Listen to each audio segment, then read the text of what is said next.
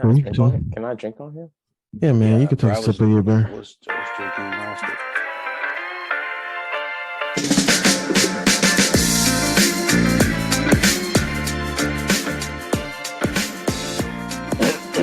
Yo. Welcome back to another episode of House of Podcast. With my guys, Joe and Chubbs. Darrell will be joining us a little bit later in the podcast. Kind of Joe look like he's working at Olive Garden right now. This is messing me up. Yeah, get to it, man. This episode. So this episode we'll be going through ranking 1 through 20 the top guards in the league. So we're doing point guard and shooting guards. We will also be discussing Devin Booker's latest 50-point performance, Jason Tatum feasts on the Heat, as well as Jason Tatum, an MVP candidate, man. Before we get started, a few housekeeping things. Make sure you guys hit that like button, hit that subscribe button. If you're on any of the audio platforms, make sure you guys go ahead and download the episode and then come to YouTube, hit that like button, hit that subscribe button. And if you're on YouTube, go to audio and download that episode. There's a subscribe button somewhere here where I'm pointing at. So make sure you guys go ahead and hit it, man. Coming with the topics. I'm really excited to actually do this episode because we're actually ranking. We haven't ranked in a long time. But this is the basketball episode. So before we get started, Joe and Chubbs, you got anything you want to say to the people? He getting a dub tonight. Revenge game.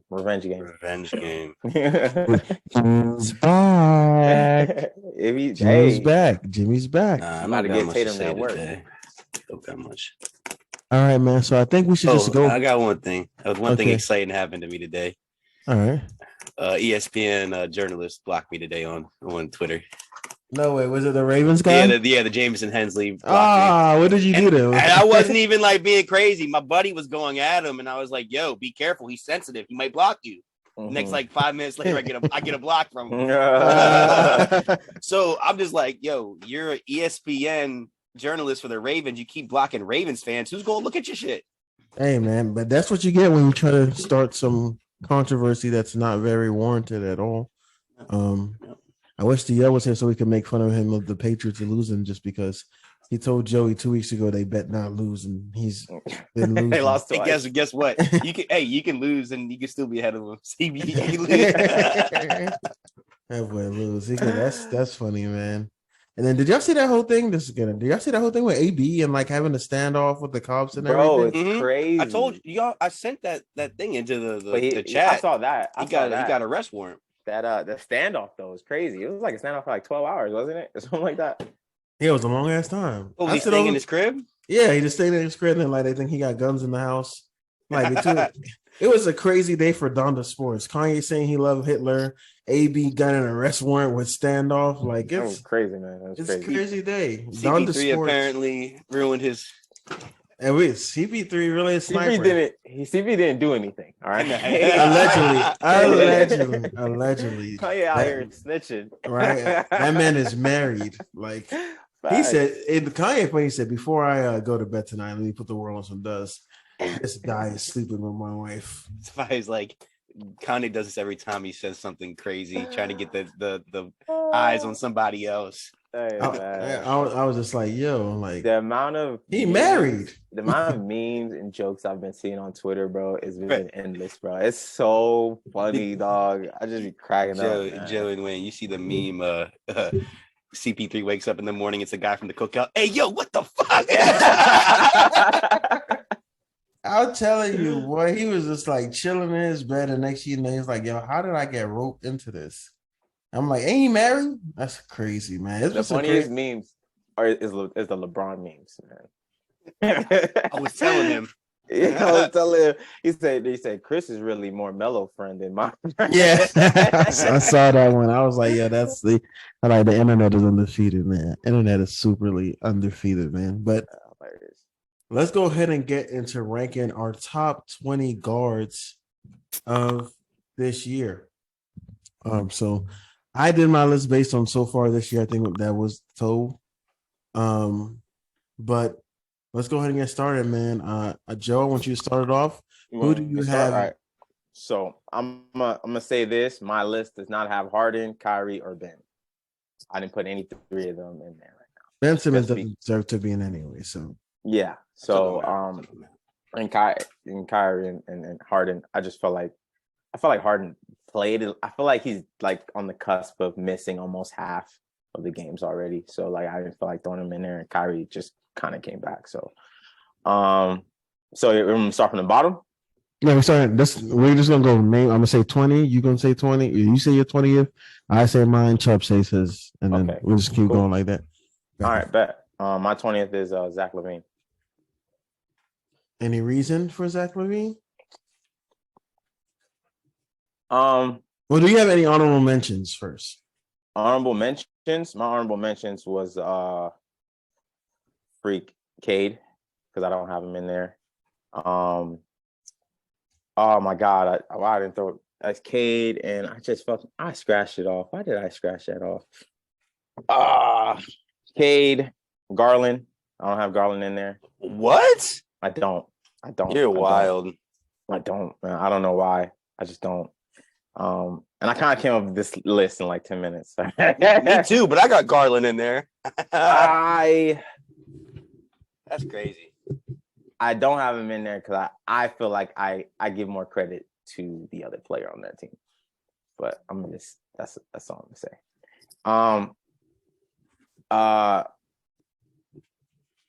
But he's my honorable mention. Them two. Cade, Garland. Because I forgot about him, honestly. And I was just like, you know what? I'm gonna throw him in there. Let's just go with that. Hold on. I got two honorable mentions. Oh. Let him finish. I just want you to say that, because to have Zach LaVine on this list over Darius Garland is fucking insane. Yeah, I mean, I forgot about him, and now LaVine's on my list. But LaVine's on. I mean, I feel like LaVine should be on your list. He should be on. I feel like he should be on your list. With that said, my honorable mentions, just so I could, because Joey just has 20, so I'm gonna go next. Chubb, you're gonna go last. My honorable mentions is Zach LaVine, Cade Cunningham, and Benedict Mathurin is also my honorable mention as well. And my number 20 is actually Kyrie Irving. Even despite the scandal and missing, I believe it was 6 games, still is putting up 24 points this year. Still playing well enough to make this list for me the top 20. I didn't have Zach LaVine on there. I don't even think he's honorable mention. I just don't got Zach LaVine on my list. His shooting splits are absolutely terrible this year. He is playing bad this year. Where I think you guys are thinking of the past, but based on this year, he shouldn't even sniff this list, in my opinion, because he's playing so bad that he got benched in a fourth quarter comeback. Damn. All right. Well, my honorable mentions. Oh my honorable mentions bad. Are De'Aaron Fox and Tyrese Halliburton. Those are my honorable mentions. I don't have neither one of them in my top 20. What the fuck is your list? You'll see my list. My number 20 is Desmond Bane. What the fuck is your list? Oh, wow. My number 20 is Desmond Bane. Oh my God, bro. My list gets better when I get to the top. There's no way. Mine gets better when it gets to the top 2. No, there's no way your list can get any, bro. Like, there's no way. There it can. It can and it will. Have you been watching basketball this year? Not as much Kings, but yeah, I've been watching some basketball, mainly Wizards games. Oh my God, bro. You're right, man. I actually shouldn't have Zach LaVine on here, man. You know what? I should have put Fred on there.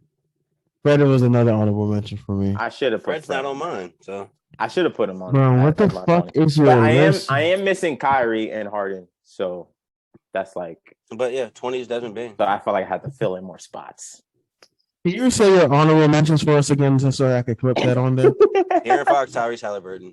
That is fucking insane. We're doing. Bro. Hey, remember, we're doing top 20, not top 30.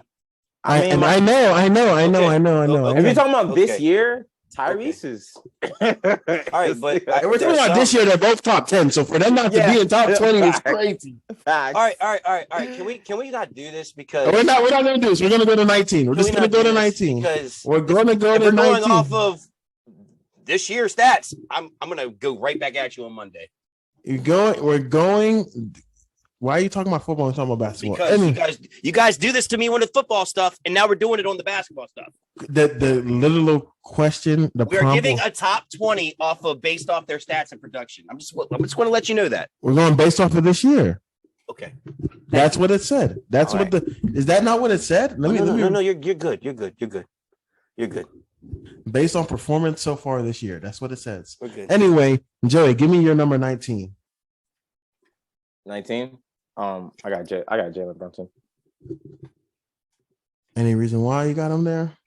I mean, I feel like just not.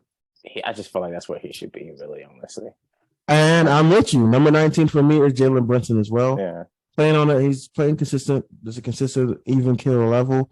That I'm at number 19. It's just unfortunate that he's on the Knicks. I wish he was playing like this and he was still on the Mavericks because they'll be in a much better position. Facts. I think the Mavericks. Y'all gonna hate mine. Go number 19. My number 19. And before you go, oh my God. No, I'm already done with your list. Once you had the top 10 people in honorable mentions. It's Drew Holiday. That's not bad. I'm not mad. Holiday. He's not bad at all. I know he's a really good player overall. He's not a top guard, but he's still like. He's the best two-way guard in the league. Right. So I couldn't put him up top 15. I was like, this is probably the best range. So 19, I got Drew. Yeah. No, I'm not mad. I'm not mad at that. I'm not. I'm just mad at your honorable mentions.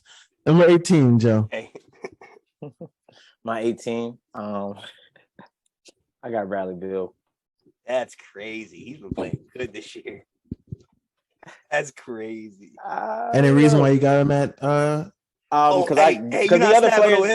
the other players that I do have, I think they are better than him, and they have been playing better than him. So, I have him up there. Charles, I'm not snapping on him. I'm trying to refrain from cursing because you have 2 top 10 players in your honorable mention, and you probably have Bradley Beal in your top 10. He's not in my top 10. All right, I'm proud for you for that as well. My number 18 is actually Anthony Edwards.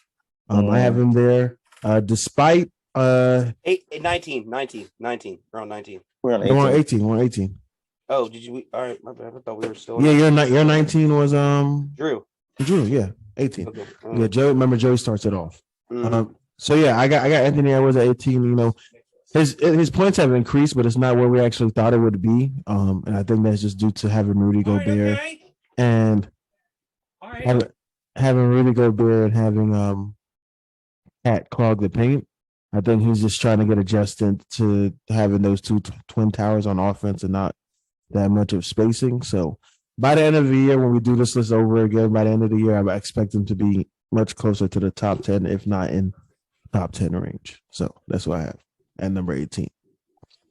That's my number 7. That's my number 17. My number 18 is the same as you, Dwayne. I got Anthony Edwards at 18. I know. Yeah, Chubbs is out the way. Got you. My bad.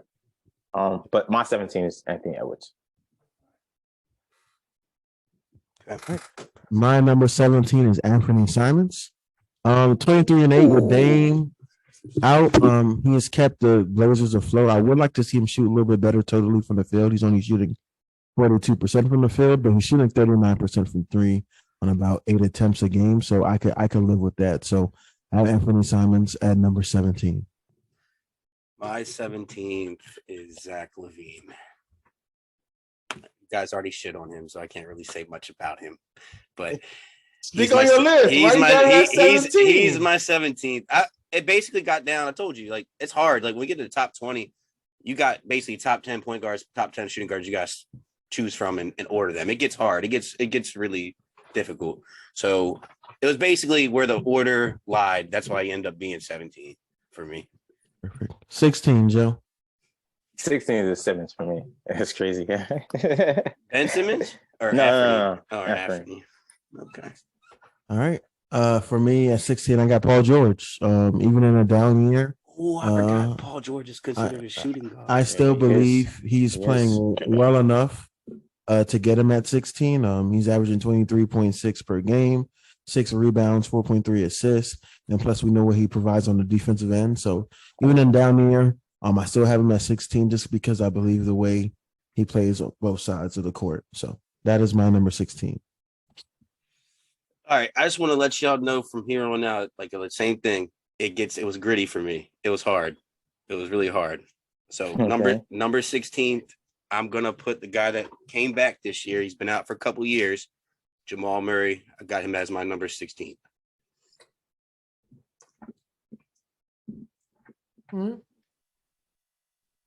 15, Joe. Oh, what number are we on? 15. 15. I got Murray there. Jamal Murray did not make my list. No, not Jamal Murray. DeJounte. Yeah, DeJounte. DeJounte. All right. He's DeJounte. higher on mine. He is higher. He's higher on mine. I took him down though. All right. So I have at 15 Bradley Beal. Have him there. He's playing really efficient this year. Obviously, his points per game is down, but one thing I like is like last year he was shooting like I believe between 43 and 45% from the field. This year he's at 52%, and he's shooting 36% from the 3-point line. Being a real good playmaker as well for the team. And Wizards right now are, I believe, in the playoffs if it started today. So I'm going to be Bradley Beal number 15. And this might come to a shock to y'all, but he really does not impress me anymore. I know he's still quality and he's still good, but my number 15th is CP3. Okay. He didn't make my list at all. So. You still got to respect him, dude. He takes teams to playoffs, even though he's just a point guard. Yeah. He barely plays this year. I don't care. He played. And we what are we on? 14 now? 14, yep, yeah. 14. My bad. 14, I got PG. See, I forgot about PG. I need to put him in my list, I think, now. You need to put him and two other people. No, I'm not putting them other guys in it. Number 14 for me, I got DeJounte Murray. Him and Trae Young have played well together. His play hasn't really declined too much. I think they actually declined a little bit more, but he's averaging 20. Down there 21 against 20.9, 5.8 rebounds and 6.6 assists. And he's shooting really well from the 3-point line at 34%, which is like league average, but he's been a below league average 3-point shooter for a majority of his career. So, and obviously we know what he can do on the defensive side of the court as well. So that's why I have him at number 14. Number 14th is Tyrese Maxey. That's where I ended up having him. You said top 10. He's 4 spots from that. I don't have him top 10. Tyrese Maxey, number 14. He's doing great things this year. His points are obviously up, but I just when it gets to these other names, it's like, who do I really think is going to give me more? And that's why I got him at 14. I get it. Got you. All right. 13, Joe. I got Desmond Bane at 13. Reason? I think he's been playing pretty well. I think he's been actually consistent too. I don't think he has some off games, but I think he's been consistent. But I have him there just because this is just other players that I feel like they haven't been playing more as consistent as he has, but I know they're more talented than him. Yeah, so that's why I have him there. Yeah. Listen, man, I'm getting. I got him at 12, so I appreciate it. But my 13 is actually Tyrese Maxey, which was Chubb's 14. I got Tyrese Maxey. I just think before pre-injury and when James Harden got hurt, he really turned it up and was playing really good. 22 points per game, 3 rebounds, 4 assists. The remarkable thing for me is he's shooting 42% from the 3-point line on 7 attempts. That's crazy. Yeah. So that's like Steph Curry range. We're close to it. So I have him at number 13. Having it, I want to see what he looks like when he gets back from injury. But yeah, my next couple lists are people that are injured. My next 2. So Chubbs. My 13th is actually going to be Darius Garland. I don't know how he didn't make Joe's list at all. A lot of people didn't make my list. This is literally a point guard that literally can do it all. I really don't know how he didn't make your list. That the Cavs team's highly. What's their top 2, top 3 in the East? I don't know how he didn't make your list, but I mean, I could put him at 12. No. I mean, you already. So I can't put him at 12. I just forgot about him. Really, that's why I'm not putting PG in it because I forgot about him. Sorry, PG. PG's okay. That's okay. Say you forgot about De'Aaron Fox and Tyrese Haliburton too. Just say that. Say that for me. Please say that for me. Joe, we're at 12, right? Yeah, we're at 12. Yeah, I mean, I could put Darius Garland there, just because I forgot about him too. But I do think he's outside the top 10, so I would definitely put him at 12 though. My number 12 is Desmond Bain. Desmond Bain super increased his scoring. He was at 18 last year. He was at 24.7 before he got injured. And then this is really Steph Curry's numbers. Like prior to his injury, you could make the case that Desmond Bain was top 10. Again, 24.7 per game. And then he was shooting 45% from the 3-point line on 8.5 attempts a game. So 45% on nearly 9 attempts a game is absolutely ridiculous. And then he had that great game versus the Nets where he outdueled Kyrie and Kevin Durant. So Bain's nice. he was balling before he got hurt. He was really, really balling. My 12th is Brad Beal. That's where Brad ended up on my list. Him and KP are keeping them Wizards afloat, and Kyle Kuzma for real. So, like Wayne said, that team we're right where I predicted. Playing game AC. So let's keep doing it. Let's keep doing it. I'm dead. 11, Joe. 11, I have Tyrese Maxey.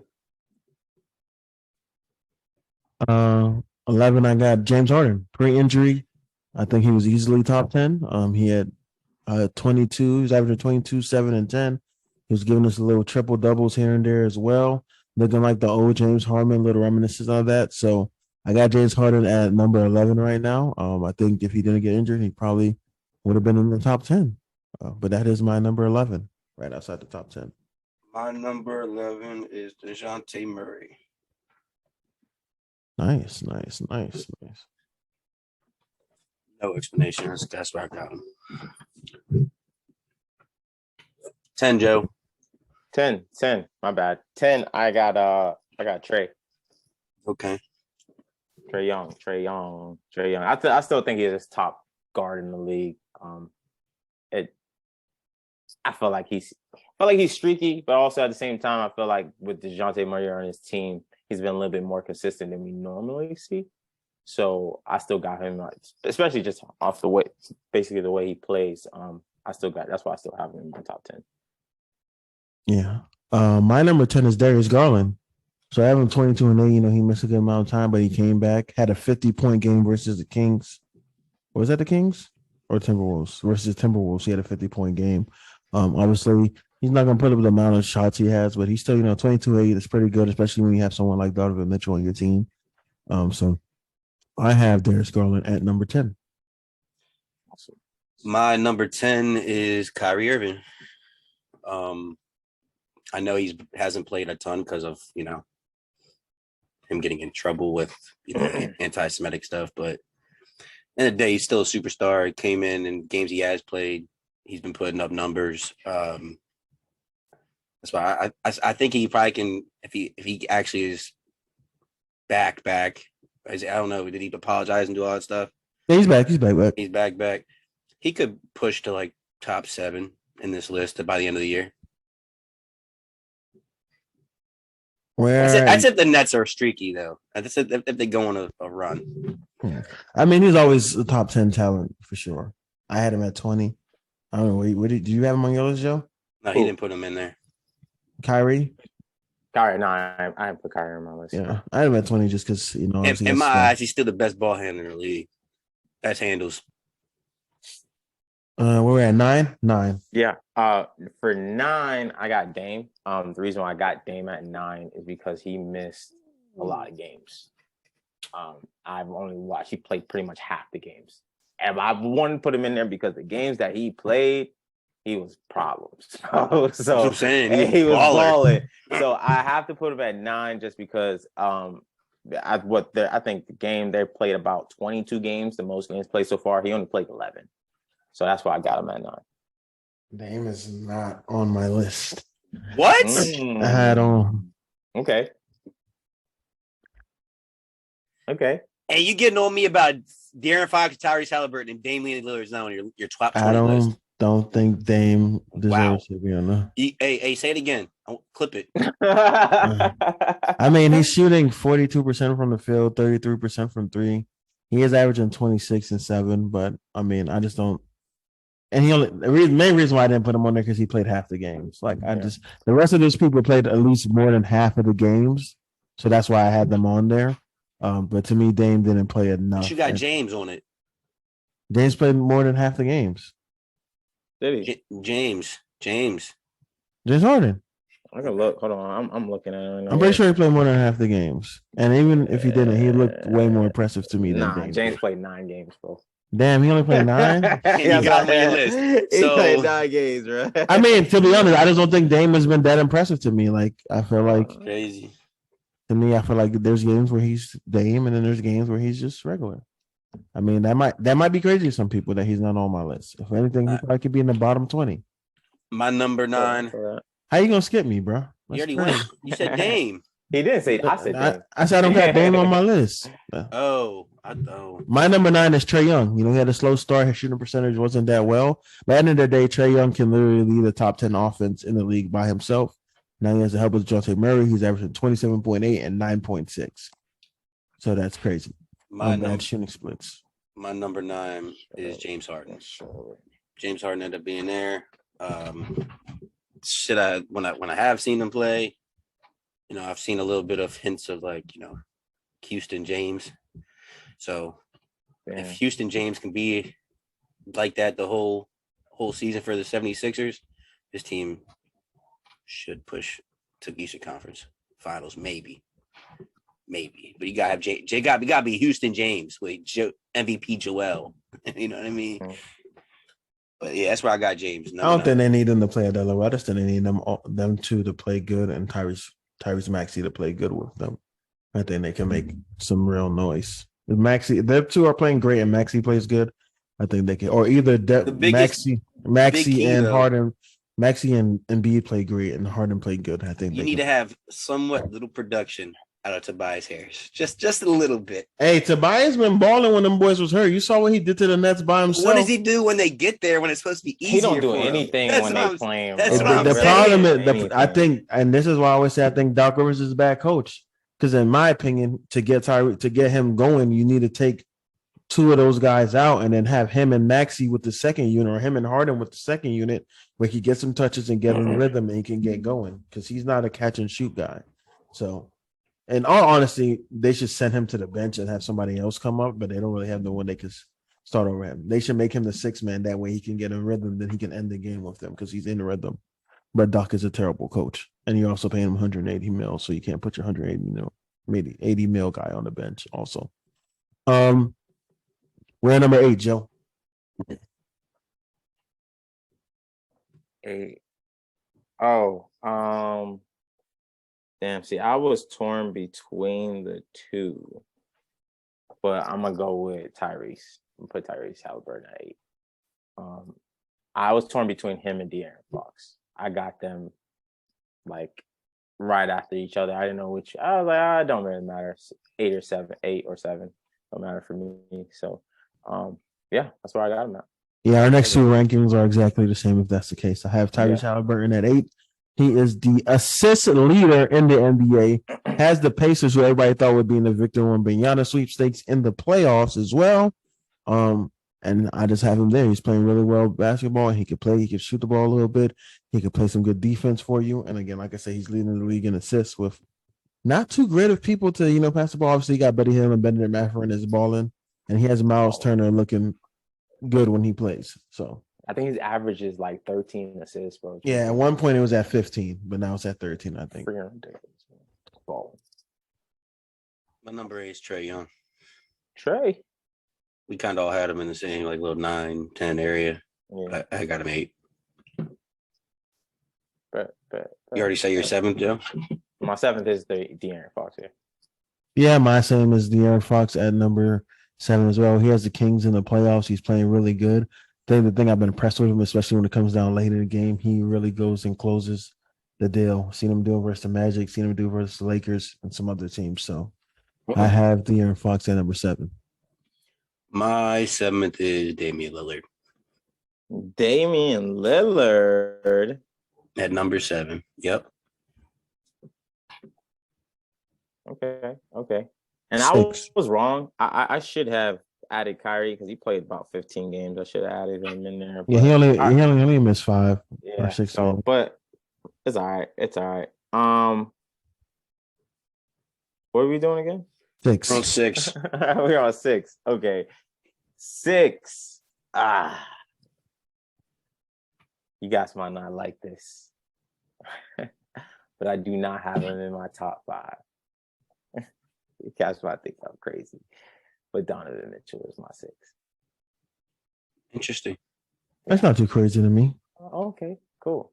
And now I'm gonna say my 6 might be crazy. 5 through 2. Really, for me, I'm gonna say 5 through 3. For me, is interchangeable. But I agree with that. For me, if I were to pick them in that order, if I were to pick them, I'd probably pick them in that order though. I think my 6 to y'all might be crazy. So my number 6 is Ja Morant. Ooh. That's crazy. And this one really had me torn, man. It really had me torn. I think I only put him there just because he got injured and missed some time. I think if he doesn't get injured, he easily is in my top 4. But because the other 2 guys I got ahead of him played majority of the games so far this year, he has missed some time. So that's why I have Ja Morant at 6. But I mean, what else? It's Ja Morant, 28, 6, and 7. Yeah. He's shooting really good as well. Like surprisingly shooting well from the 3-point line. But again, all it's because he just missed some games, man. And he missed quite a few of the games. So y'all definitely gonna not like my 6th. Who's your 6, bro? Devin Booker. I got him at number 6. Yep, and you'll see why. I got some pretty good people in the top 5. I mean, I got him at 6. All right. I got him at 6. So So good. Y'all be surprised at my 5 though, but you might be surprised at mine too. I got Curry at 5. What? I got Curry at 5. I do think all the other 4 guys ahead of him are playing better. The only reason I think they're not above him, as in like performance-wise, or I think some of the other guys just got hurt. Curry has been healthy. He pretty hasn't missed much, so he's been playing pretty much every single game. But I got Curry at 5 though.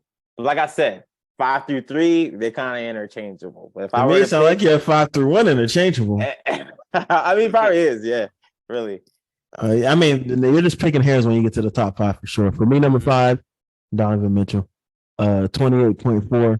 The most amazing thing for me again from him is 42% from the 3-point line on 9 attempts a game. So a lot of threes he's putting up and he's making them at a high clip. And I think the main thing that they have lost a couple games, but the thing when they stretched when Darius Garland was hurt and he was helping leading them, he beat the Boston Celtics twice. So that's where I got him. My number 5 is Ja Morant. You already gave a rundown of what he's doing this year. I don't feel like repeating myself or repeating what you just all said about Ja, but that's where he ended up on my list, number 5. Yeah. That's my number 4. Ja's 4 for me.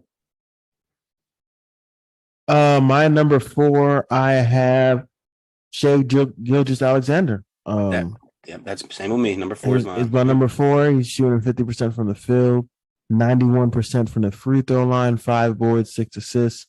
Playing well with the Thunder, got them in contention for a playoff spot. That is my number 4 as well. Shai Gilgeous-Alexander. That's my number 3. Shai's my number 3. He's just been playing. I think he's more.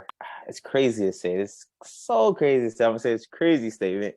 I think he's just been more impactful than the other 2 guys, Ja and Curry.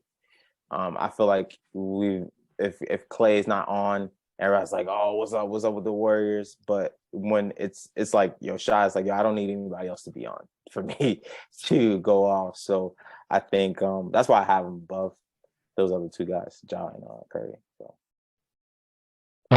my number 3 is Devin Booker. Playing well, especially with CP3 out. One thing I've been really impressed with him is his playmaking ability with CP3 out. Obviously, he just dropped 51 and 3/4 as well versus I believe that was the Blazers. I'm pretty sure. But he's my number 3. He's playing really well, man. Then I should like if this was a month ago, he probably would have been at 5, and Donovan Mitchell would have been at 3.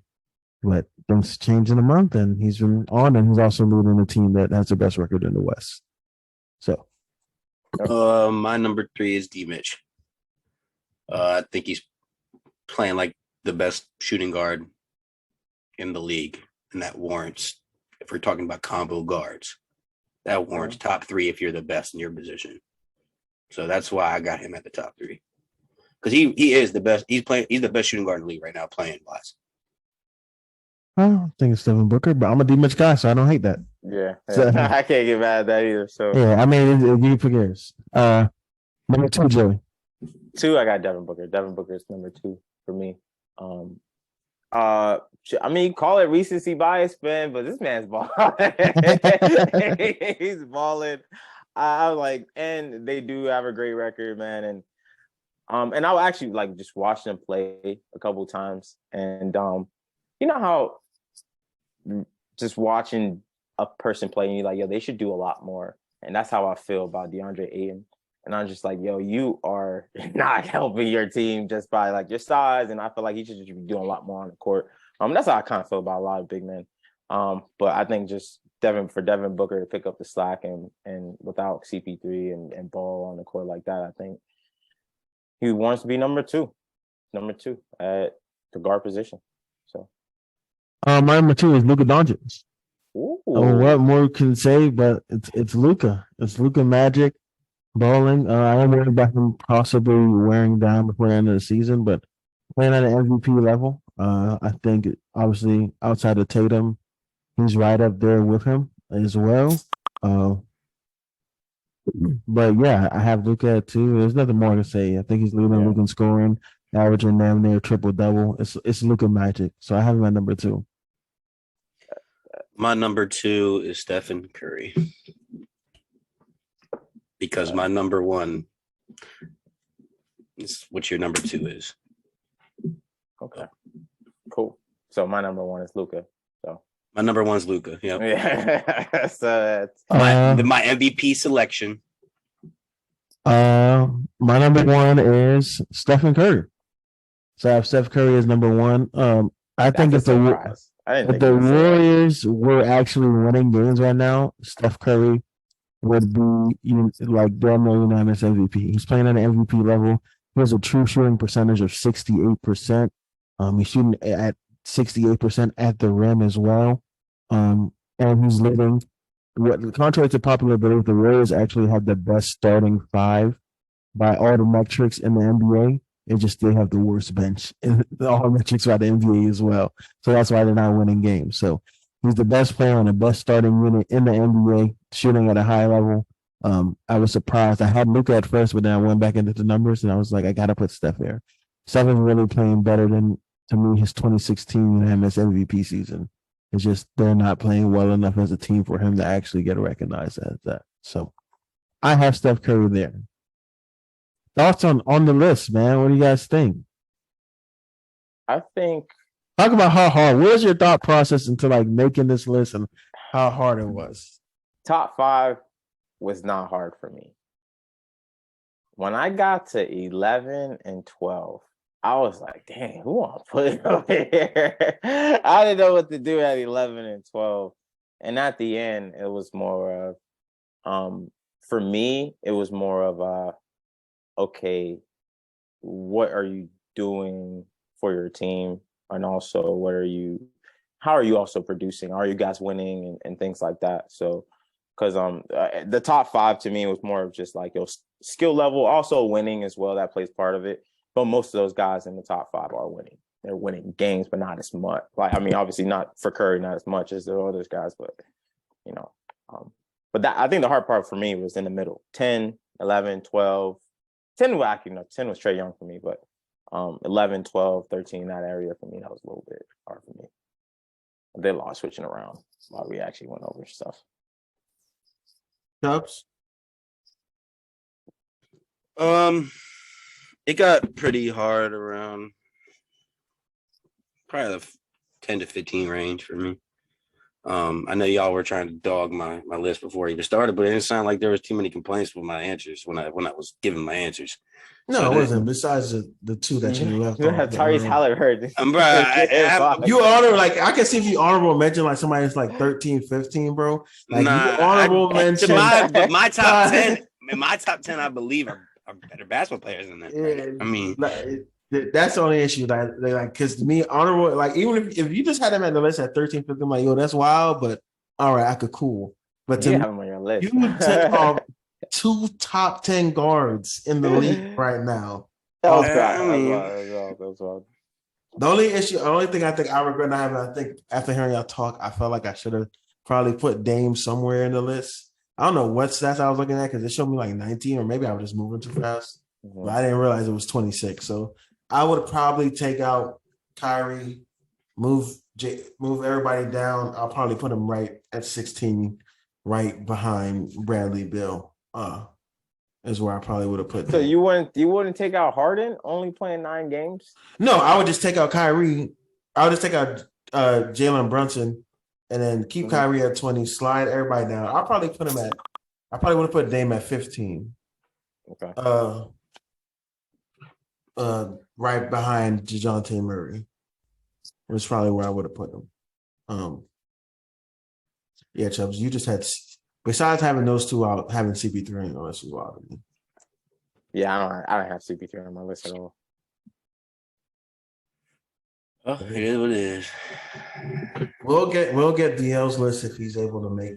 I don't think he just texted saying, "My boys, I'm getting off now." So I don't know if that's gonna be too promising. Yeah, we'll see if he makes it before the end of the episode. We'll get his list. If not, if you guys can send me your list because I will have our thumbnail creator make a little graphic for everyone's list. So, let's go to the first topic of the day, man. So, second topic. So, Jason Tatum, is Jason Tatum the clear front runner for MVP? So, Jason Tatum recently dropped 49 points on the Miami Heat. So what are your thoughts? Is he the clear front runner? Is there somebody else you would put in front of him? If so, who and why? I'll put him in like maybe he's in contention. I wouldn't say it's clear. I mean, we kind of went over the fact that there's a point guard out there averaging 33 points each game, and he's 4th in the league for assists, averaging 8.4. Luka, in my opinion, is the number 1 favorite for MVP, even though his record doesn't result into a MVP caliber team. I mean, they're 10 and 12 right now. I would put him around. He might be 2 or 3 for me, but I can't put him over Luka. Luka is literally dropping 30 a night, maybe 40, and that's like the minimum. He's not getting anything less than that, which is ridiculous if you really want to be honest. But the Celtics are playing very good. He's probably going to be like you said, he's going to be talks all season if he keeps it up. Top 3, top 2 MVP candidates this year. Reminds me similar of how D Book was a year or 2 ago, and he was in MVP talks just getting buckets. So, right, yeah. All right. I mean, Chubbs, I can agree with you a little bit. The only reason I say a little bit is because I have him not 3 but 2. I do have him. I still have Luka 1 for me. I don't think it's a clear. I think it's closer. That race is very close. Luka averages 2 more points than him. And the only thing I have over that Luka has over him is that Luka gets triple doubles, and Luka's also winning as well. So I think that he has that over Tatum. But if Tatum can continue to do this and just go on his tear, I think he can definitely close. It's not a gap, but close whatever within that race to take number 1. But I think I see it. A lot of people have him number 1 right now, but I don't think he's number 1. I think he's number 2, in my opinion. So I do think there's a gap. There's a gap between Tatum and Luka because Tatum to me is the clear-cut MVP front runner right now. And why you say that? I have him as a clear-cut MVP runner because MVP you got to take into account. To me, when I do it, is your performance and also your team record. Luka is 10-11. Yes, he's balling, and he's averaging damn near triple double. But like Joe said, he's only averaging 2 more points than he's only averaging 2 more points than Jason Tatum. Jason Tatum is giving you 31 on 48% from the field, 36% from the 3-point line, 7.8 rebounds, and 4.5 assists. And the biggest difference for me is Luka's 10-11, and Jason Tatum's team is 18-4. But can't you say Tatum has the overall depth and team? It's just Luka. I understand that, but there's also a clear cut who's the man on the Boston Celtics. So it isn't like this team is really good, and there's a team of good. There is a superstar on that team, and then there's stars, and they got a star, and then they got a bunch of role players, right? In my opinion, and the thing that separates the two is that Jason Tatum, defensively is there too. He's stepped up tremendously defensively as well. So he's giving you stuff on the offensive end, the defensive end, and then his team is 18-4. And despite all the controversy that they had coming into this season, they're doing what they're doing. And he is he's a leader of that team. I agree with that. I do think that's still impressive to be the best player on pretty much the best team right now. But when I think about that too, now if you're talking about MVP, yeah, right. But when I think about that, I said, hey, if you said Luka's 10-11, if I take Jaylen Brown off that team, I think Tatum, with still the players on that team, still has a better record than Luka. That's how good I think that team is. I agree. Right. So now we say this all the time, right? We talk about it. We talk about it in football. The biggest argument, the people on your team is what makes you better, right? And so can we say that's not is that a crutch for the race for MVP? Or is that more of a helping hand that his team is way better? So I would have had Luka in front of him if they weren't the 11th seed. They're the 11th seed in the West. I can't give the MVP to someone that's an 11th seed in the West. Even though it's nasty just to say they're the 11th seed because it's like a game and a half difference between the 11th and the 6th seed. Like, I get that. But you're still 11th seed and you're below 500. At the end of the day, you can't be below 500 and be the MVP. Okay. Right. And then also, like, it's not like Tatum is just like coasting by scoring 30. They went in like some of these games he has to give them these great performances. Like, they needed all of that 49 from him to beat the Heat the other day. 100%. Like, and he's, he consistently gave us 40-point games, 30-plus point games this year. He has some stinkers in there, but his stinkers are like 19-point games, Right. Luka can't afford that. Luka's stinger is like 26, yeah. And I get that. But yeah, I think if Luka just had a better record, if Luka, they were like 12-9, 13-8, that would get them to the 4th, 5th seed in the West. And I also think, I think the Eastern Conference is obviously better as well. And like I said, just with the controversy that they had coming in the season, for him to hold his ground and still be able to play at the level that he's playing and keeping the Boston Celtics where they're at. That actually leads me to the next question is, are we surprised with how good the Celtics are playing despite having all the controversy and all the things that they had in the offseason? Just to recap what happened offseason, we had rumors of Jaylen Brown, Marcus Smart all getting traded for Kevin Durant. Then we had the whole Ime Udoka situation. And then even in the middle, the Ime Udoka possibly, that's another drama, was Ime Udoka possibly going to the Nets. Like, and all this. And then despite that, with a new head coach, they're still 18-4. Like, and they're playing the best basketball in the NBA. I'm not surprised. I hope that it affected them, but it didn't. I'm not surprised because like they pretty much brought back the same people and added another key piece. So I expect them to be better than last year, even without the coach. Because of what we've seen last year with Tatum and also what Jaylen Brown has done, and also the role players out on the court. Robert Williams, defensively when he's on the court, it changes everything for them. And just the key players that they have, and adding that extra piece, that point guard that you needed to come off the bench and stuff. I'm like, man, this is a championship team. So I expect nothing less from them. I expect what I'm seeing from Tatum after what I've seen in the playoffs last year. I expect nothing less from him either. Jalen hasn't been off. You might have off games, but like when you need him, he's there. So like everybody's performing on a level that I expected them to. And it's just like, hey man, it's honestly it's up for grabs for them. It's really like, yo, you guys can really go and win this year. There's a lot of teams right now I don't see that can match up well against them just with the personnel that they have. So expected, but also still impressed because Tatum is still killing it. So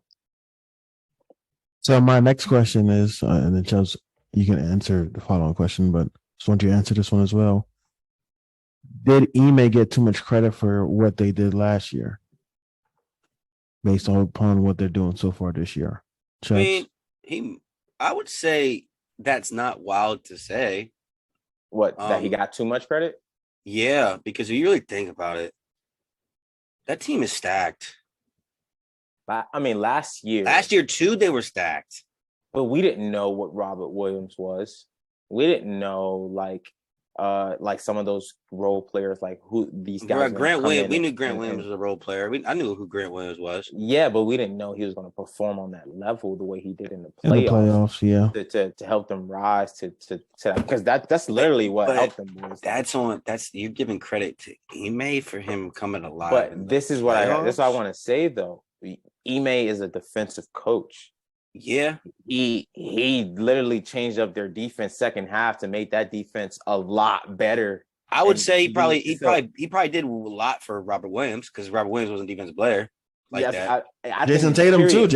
Robert Williams. But Marcus Smart's always been a defensive player. Yeah, Robert Williams was known for his defense too. I think what he did for the team in general was changing that. I agree with you with the philosophy of defense. I think it can look like good as hell. I think it can look like what he did was like overrated, but you got to remember halfway through the year, by January this time, they were one of the worst teams. So I think the mindset switch that he provided them was well needed for why this coach is. Obviously, this coach was on the staff last year as well. He's a part of the staff, one of the assistant coaches. So I think the culture is pretty much the same in a sense.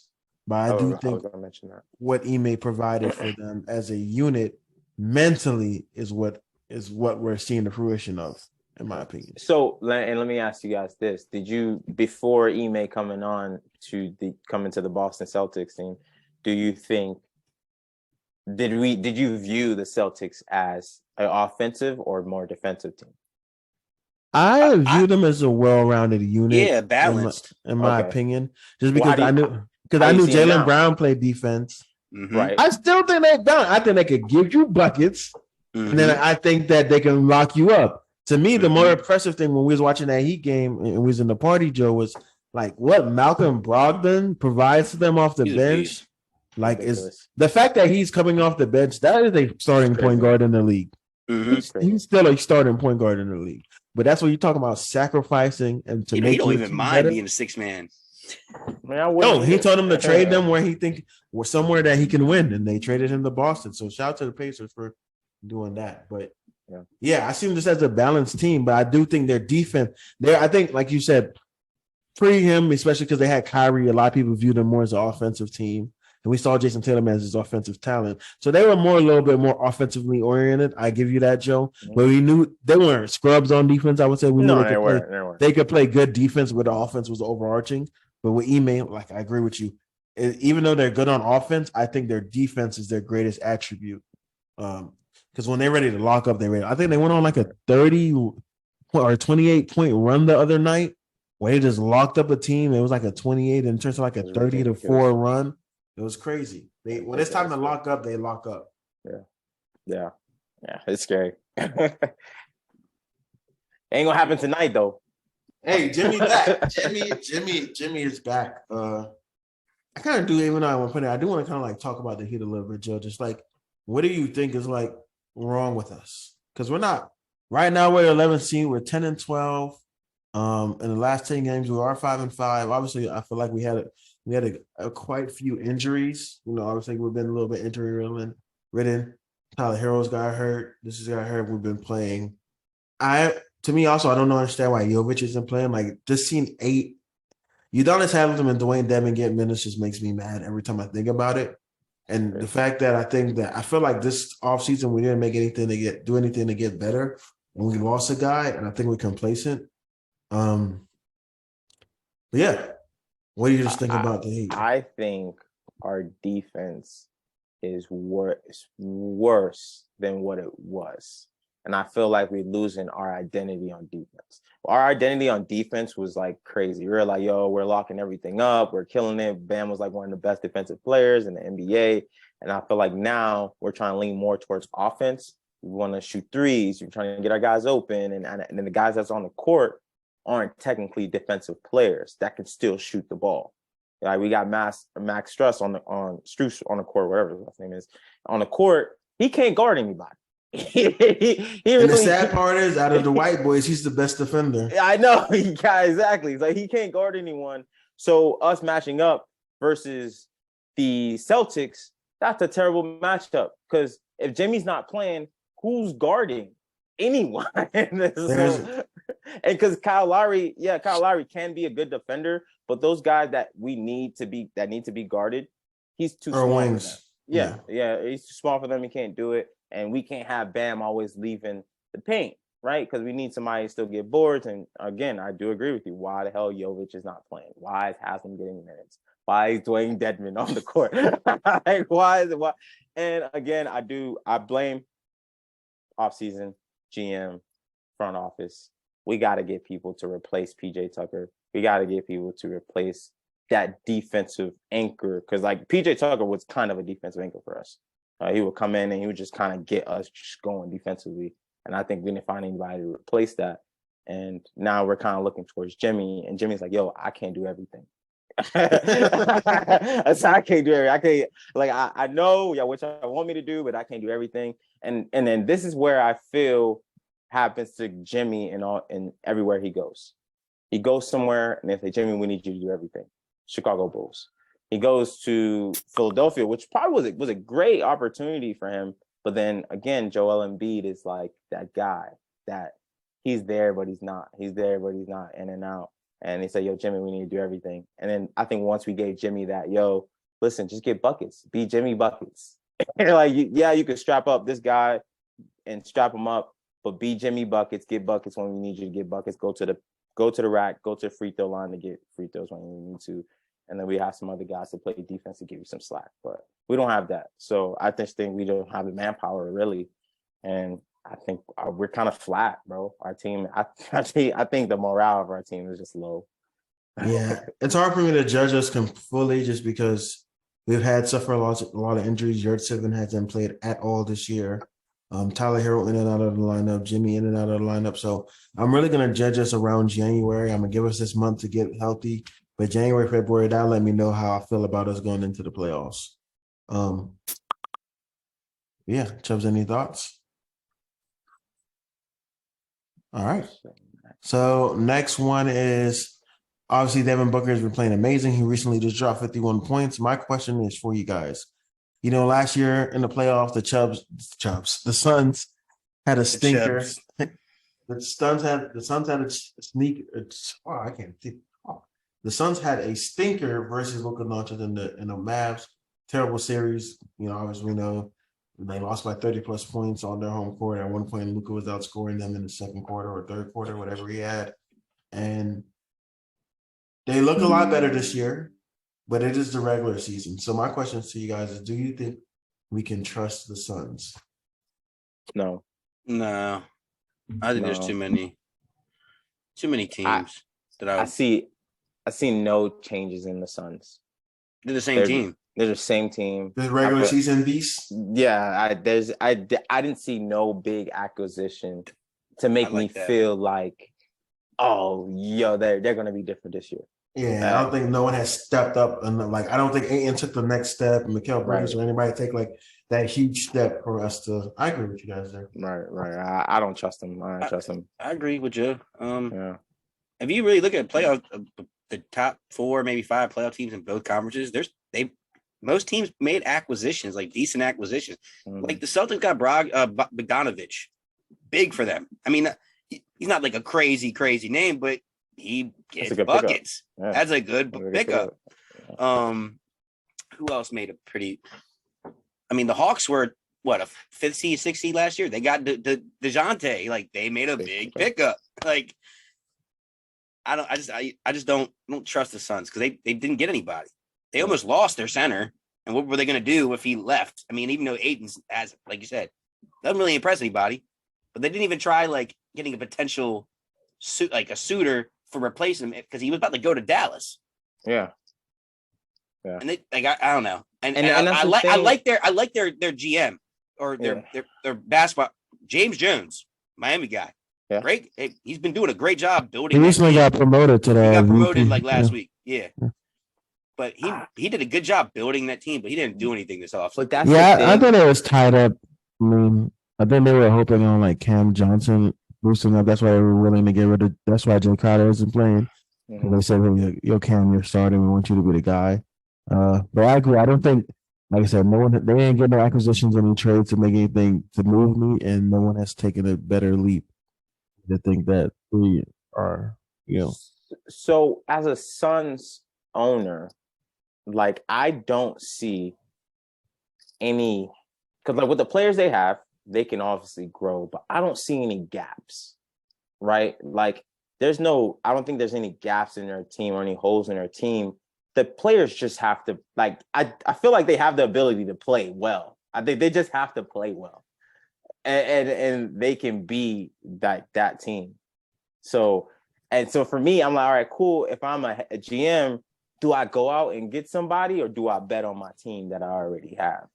And that's where I'm like, because do you go after Brogdon? Because if you go after Brogdon, what are you going to do with CP3? I'd rather have Brogdon than CP3 at this point, and if we're going to be honest, because like CP3 is old. Like I'd rather have the younger guy. Do you get DeJounte Murray? Do you go after him at that point? If I can flip flop them too, hell yeah. Yeah, but you're not getting rid of Chris Paul. But here's my big thing about the thing about the Suns last year and even 2 years ago. What has been good about their team other than their starting 5? They've had a good what? They had a pretty solid bench. Their bench has been decent this year, but they've slowly been losing those role players throughout the years. So in my eyes, their bench is not that impressive this year, which won't result in them making a big push come when's the playoff? April? Yeah. Something like that. Far away. It's far away. But I just don't see it. I don't trust the Suns. They're not as good as this year as I thought as previous years. I mean, they're the number 1 seed though. But it's crazy to say though, crazy. Right? But I just don't. But we don't see. We think. What team do you put Memphis over them? I won't. Would you put Warriors over them in the playoffs? Possibly, they can. Who else? They can beat them. They can beat them in the playoffs. Let me see the standings because I don't know where Wayne, our moderator, just had to creep off to. Yeah, I mean, the Warriors can beat them in the playoffs. Who else we got out there in the West? Like, I think everybody. Denver, New Orleans number 3 right now. I'm not really hype on Denver right now, man. Denver. I'm so surprised Kings are 6th. I feel like Denver. Put some respect on De'Aaron Fox, Chubbs. I feel like Denver is not. But I expected them to be this year. I think what we expect them to be was a little too harsh with 2 of their players coming back for injury. I think we had to give them that first month. And to me, even with them to be this high within this first month, first half of the season, to me is good. With me, they got Jokic. Yeah, the reason why I don't trust the Suns, I think Chelsea brought up a good point about their bench. Cameron Payne is playing a little better this year, so I'll give him that. But at the end of the day, like I can't trust Cameron Payne, especially with CP3 and his injury proneness, and just him. He's getting older, and I just don't see him becoming a better player. Like I only can see him getting worse and worse as he's been doing in the playoffs each year. Like he's gotten worse, even though it hasn't been like a crazy drop off until last year, but as you can see, he's hurt now, and I just think that's something that's going to continue to happen. And then I also think like they hurt their bench by making Cam Johnson the starter and isolating Jay Crowder as well. So I think that hurt them as well. So I agree. I think they're just a regular season team that I don't think could make anything really huge going into the playoffs. They're the Cowboys. Yeah, they're essentially the Cowboys. So last topics before we get to our keep it short segment. Can the Lakers turn it around this season without trading everybody? We know Anthony Davis has been playing good. Bronner's come back. They've been playing good. Obviously, they lost that game to the Pacers on the last minute shot, which I think we all agree they shouldn't have blown the lead because they were up 17. And then Russ came out, and then the team went on an immediate 10-0 run as soon as Russ came out. The Russ is looking better. And just the team, I like what they're getting from Dennis Schroeder as well. But do we think they can turn it around without trading everybody? They play like the West is really close. Like I was saying to you guys, like it's pretty. The third seed has 9 losses. It is close. Yeah, like between the 4th seed and the 12th seed, between the 4th seed and the 8th seed and the 13th seed is which the Lakers are is 4 wins. So like they can win 4 games and in a row, and somebody lose, and they could just be right there in playoff contention and be a top. Like if they play a good month of basketball or a good 2 weeks of basketball and go on like a little short win streak, they can go from the 13th seed into like the top 4 seed. I mean, yeah, I think they can do it without trading. I mean, like I think as long as they got LeBron James on their team, anything possible. As long as you get ADs continue to play well and not get banged up, stay healthy, and you get some production out of, LeBron. Don't need crazy production out of everybody else. You just need them to do their job. Yes, they can. Now, would it hurt trading for a piece or two? No. I've seen some headlines saying that there could be a potential trade where Russ and Patrick Beverley get packaged together. I don't know who is taking that trade. I don't know who. I saw Bridge Report dropped a 1 trade idea for every team, and their 1 trade for the Lakers was Bradley Beal. For Pat Bev and for Russ and 2 first-round picks. See, and I'm not just saying it because I'm a Wizards fan.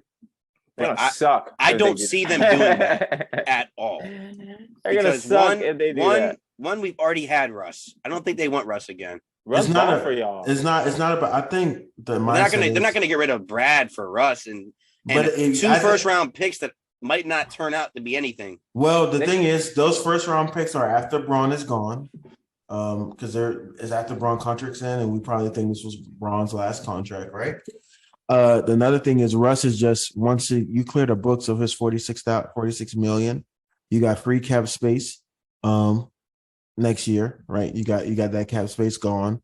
And if we're being honest, what's the point of keeping on? If you guys want to compete, as long as you guys have Bradley Beal on your team, you're never going to be able to fully compete just because he's going to keep you guys in positions to either be, a high lottery team, so you're never going to get a good chance for a top 5, top 3 pick, right?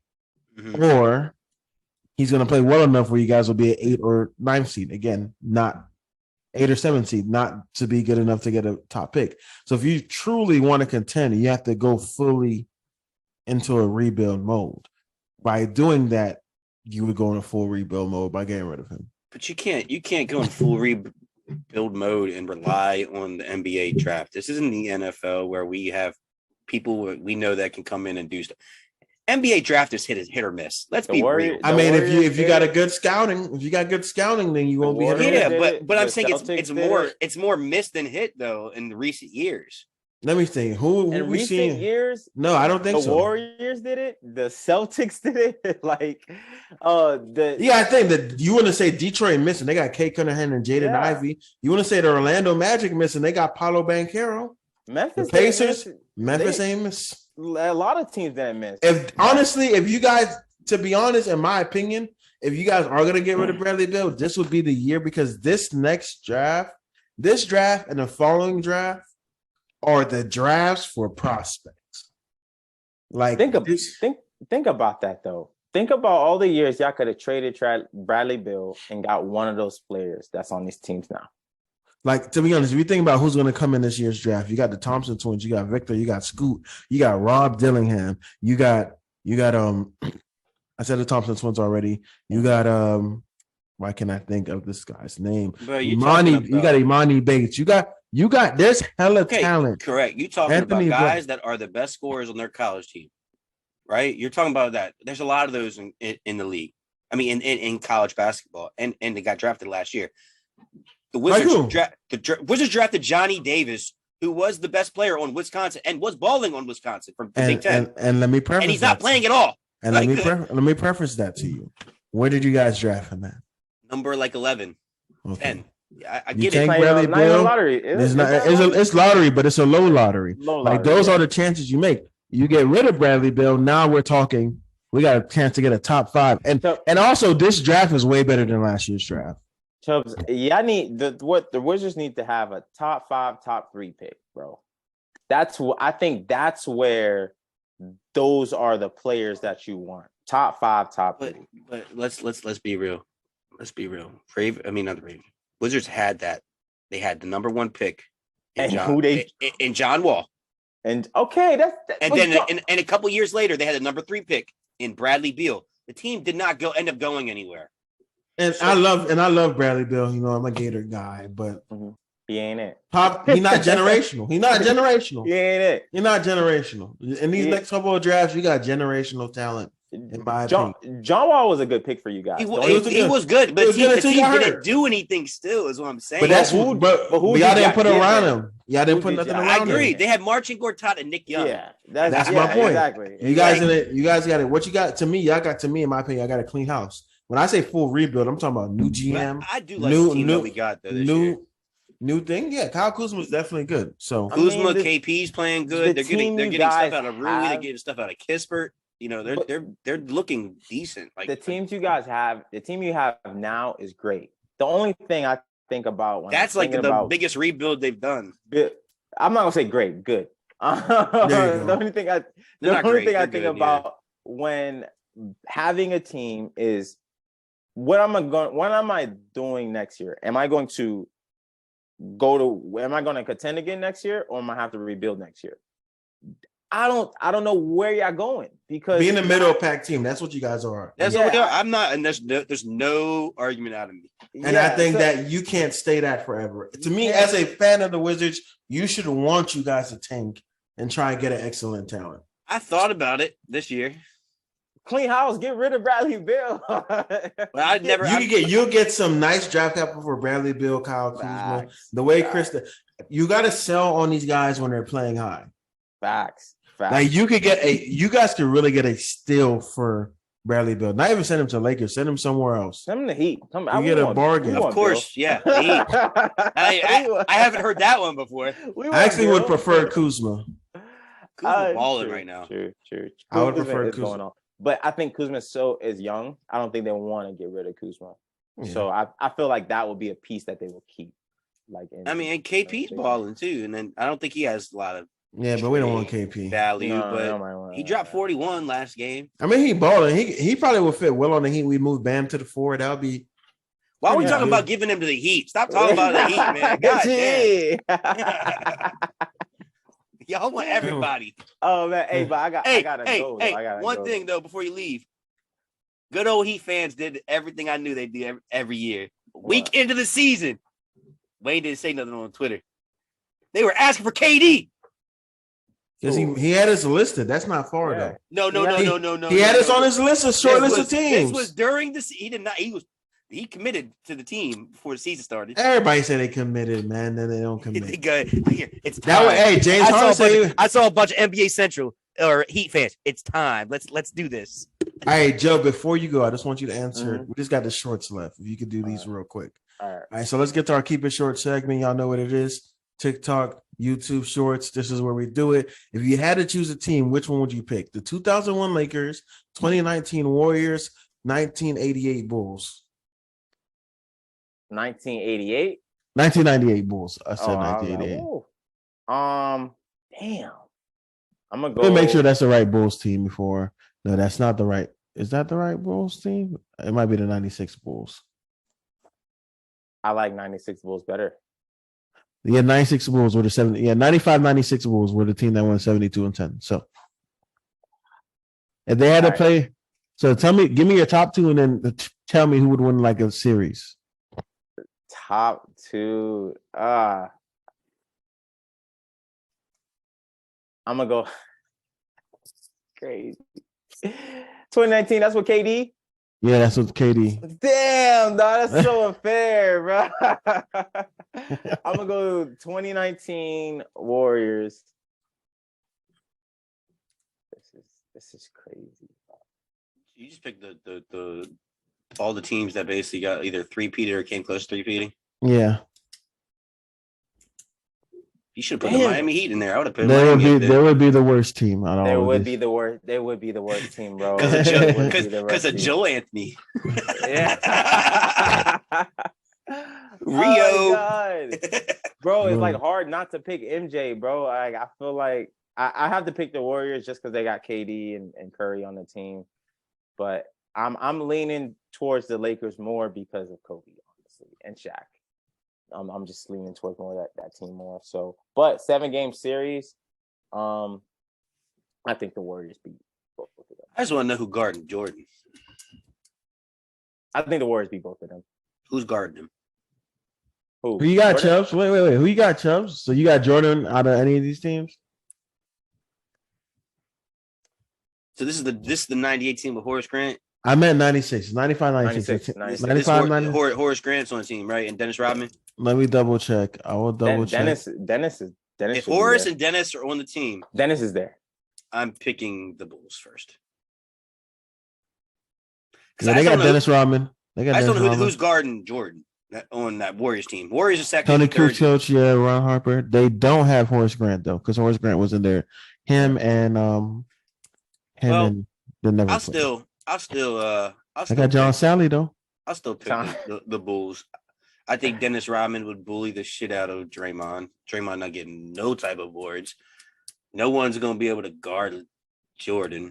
I don't know who's putting on Jordan. You putting Clay, you putting Steph, you putting KD. Okay. And we talking about 2019. Then you got Steve Kerr, who was the first sniper. If I put Clay on Jordan. If we talking about okay, yes, Warriors, I'm picking the Bulls. That's easy. But like, who's stopping KD? Jordan. I don't think Jordan's stopping KD. Jordan's guarding KD on that team. I don't think he's stopping KD.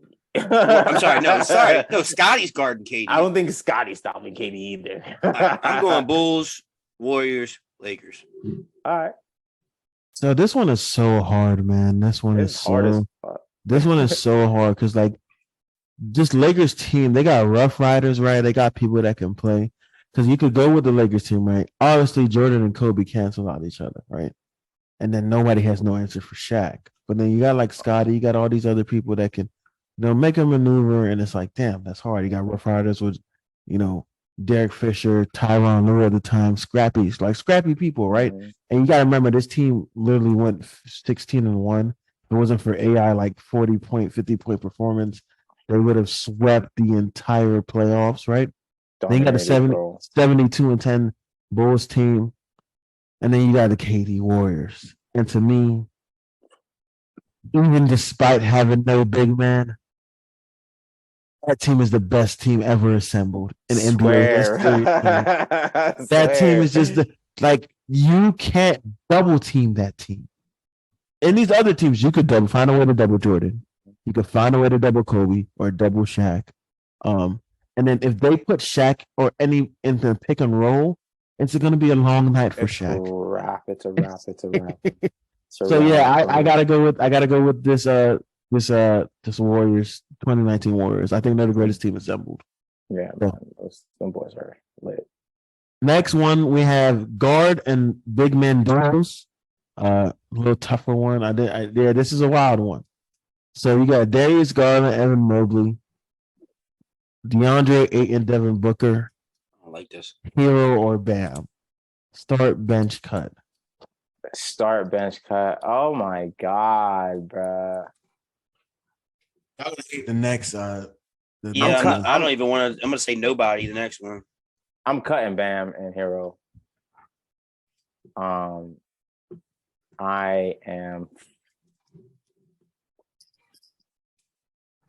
am starting Devin Booker and DeAndre Ayton, and I'm benching Garland and Mobley. I am cutting Hero and Bam as well. I am benching D-Book and Ayton, and I'm starting Garland and Mobley. I'm cutting. It's so hard for me to say this. I already know what you're about to say. I'm cutting D-Book and Ayton. I fucking knew it, dog. You knew it. Ayton is the worst player out of all these players here. I know, but Devin Booker is so good. I thought he's the best one. And the only reason why I didn't cut Hero and Bam is just because I think Hero's better than Ayton, and I seen Hero perform in the playoffs. Even though it's been a one time and it was in the finals and it was a bubble, it is what it is. I'm benching Hero and Bam, and I'm starting Garland and Mobley just straight off of. This is to me just potential. If we're off what they did so far, then Garland and Mobley would be the ones that get cut. But hey, yeah, I'm not cutting Hero and Bam. Call me that last question is wild, bro. And here gets the last question. Last question of the day. There's 10. I'm putting this down. There's not enough. That's way too many time. There is 5 seconds left in the game, and you have to give it to one of these players to give you the game-winning shot. 5 seconds left in the game-winning shot. Game is on the line. Rudy Gobert, Ben Wallace, or this version of Draymond Green. Are we losing? Ben Wallace. We're losing. I don't trust Rudy. I don't trust Draymond. I'm gonna just say Ben Wallace. I ain't gonna lie. I'm going Draymond regardless of this year. Draymond? Yeah. I'm going Draymond too. Regardless. Yeah. I don't trust Draymond this year, bro. Rudy, I've never seen Rudy shoot a jump shot. I've seen Ben shoot a jump shot. That shit did not go in. Ben is a defensive player. Rudy is a defensive player. I've seen Ben dunk on somebody though. You seen Rudy dunk on people? If I could, but Ben is more aggressive in the paint than. Oh yeah, hey, are we talking another thing? This might change my question. Where's the ball inbounded? Don't matter. They just got to get a bucket, bro. They just got to get a bucket. Throw an alley-oop? I'm giving it to Ben, there's bro. no alley. There's no alleys. No alleys. They got the ball in their hands, bro. Yeah. I'm giving it to Ben. I'll give it to Ben in the post. Definitely Draymond. Definitely Draymond. Man. What you gonna do? Where you gonna give Draymond the ball? ISO. Where Hey, clear out, guys. Clear out. That's crazy. Clear out. Hey, honestly, in that position, that is the best spot. Hey, I see Rudy. Clear out. Give a little of a ready hezzy. I've seen Rudy Gobert struggle to back down Jalen Brunson. So I just have to give it. So to me, I would never give the ball to Rudy Gobert. Give him the ball. I'm dead, man. But hey, man, that was the episode, man. We appreciate everybody that came in and watched. I think we're probably going to get a lot of flack for our top guards 1 through 20. And I also think we're going to get a lot of flack for that. If we had to choose one, not picking Jordan. I picked Jordan? Yeah, not you. Jordan. They're going to kill you for not having. I don't care. Hey, you can kill me. That was wild, though. I was surprised about that. Hey, man. But before we get out of here, anything you guys want to say to the people? Nah, man, I'm about to go get drunk. I will say, if my team loses this weekend, y'all better check up on me. The Ravens? Yes. Who you guys playing? Playing the fucking Broncos. Bet not lose. Bet not lose. If we lose, I might be on a hiatus. Oh man. Chelsea's like, we can win up all our games. Top 2. Ever since him and DL talked about their teams winning, boy, them boys been losing. Dolphins got a tough one. But... Yeah, I think that y'all play the 49ers. It's actually some really good games this weekend. This might be the best weekend of football that we're going to get this year. Got Christian Bengals. McCaffrey and Elijah Mitchell out. I'm happy about that. Oh, dang, yeah, y'all winning. But I don't think Armstead playing either, so that's going to be a problem. So yeah, but I don't think their Armstead is playing either. So. Oh, okay. Bet. I'm with it. So all right, man. Till next time. My name is Wayne. Make sure you guys like, comment, subscribe.